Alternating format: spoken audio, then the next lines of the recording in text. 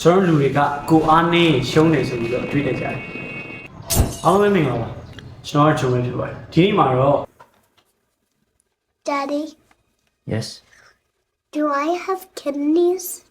Yes. Two. Why? I could give you a mine.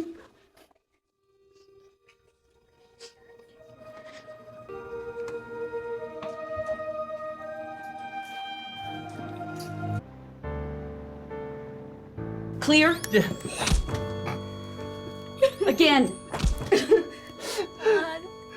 Please, God. God's plan is truly marvelous.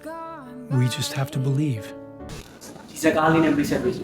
ဒီစကားလေးရဲ့နာမည်ကတော့ Lucy Shimmer and the Prince of Peace လို့ခေါ်တယ်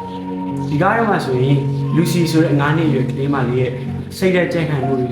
ယေရှုကသူများတွေကိုချစ်တယ်ဆိုတဲ့အကြောင်းနဲ့ဝင်ပြပြပုံလေးသူ့ရဲ့ချစ်စရာကောင်းတဲ့အမူအရာလေးတွေသူများကိုကူညီတတ်တဲ့ပုံစံလေးတွေကိုဖော်ကျူးရတယ်ဆိုတာကိုတွေ့ရတယ်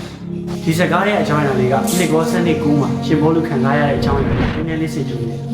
သူ့ရဲ့ခန္ဓာကိုယ်မှာပြင်းထန်ဆုံးတဲ့ဝေဒနာကိုခံစားရလို့အဲ့ဒီနာကျင်ခြင်းပျောက်ဖို့အတွက်ဆုတောင်းခဲ့တယ်။ဒါပေမဲ့ဘုရားသခင်ကငါမင်းကိုပေးခဲ့ရလုံလောက်တယ်။ဒီအခက်အခဲဒုက္ခကြားထဲမှာငါပို့ဆောင်ဖို့မင်းကိုပဲအားကိုးနေနဲ့ငါမင်းနဲ့အတူရှိရဆိုတဲ့အရာကိုရှင်ဘောလူကအသိပေးခဲ့တယ်။တခုသတိထားရမှာကကျွန်တော်တို့ဒီအခက်အခဲဒုက္ခတွေကိုတွေ့ကြုံရတယ်ဆိုတာကဘုရားကကျွန်တော်တို့ကိုမချစ်လို့မဟုတ်ဘဲနဲ့ကျွန်တော်တို့ကိုအသုံးပြုရှင်လို့ကျွန်တော်တို့ကိုချစ်လို့ဖြစ်တယ်ဆိုတာပဲ။ဥပမာကိုကပန်းတစ်ပွင့်ကိုခူးဆွတ်ပန်းစင်တော့မယ်ဆိုရင်အဲ့ဒီပန်းတွေကအကောင်းဆုံးအလှဆုံးကိုအနှစ်သက်ရဆုံးတစ်ပွင့်ကိုပဲယူပြီးပန်းမယ်ဒီလိုပါပဲဒါပေမဲ့ကျွန်တော်လူတွေကငါအားနေငါရှုံးနေဆိုပြီးတွေးတတ်ကြတယ်ဒါပေမဲ့လေကျွန်တော်ရဲ့အားနေခြင်းတွေကပဲတရားသခင်ရဲ့တကူပေါ်လွင်လာတဲ့နေရာလို့ဒီကျမ်းပိုက်ကပေါ်ပြတယ်ကျွန်တော်တို့ဘဝမှာတချို့သောအရာတွေကစီစဉ်ထားတဲ့အတိုင်းဖြစ်မလာတာရှိတယ်။မှားယွင်းမှုတွေအချိန်ချင်းရွဲချော်မှုတွေဒုက္ခပြဿနာတွေနာကျင်ခြင်းတွေပြင်းထန်စွာအချိန်ချင်းခံစားရနိုင်တယ်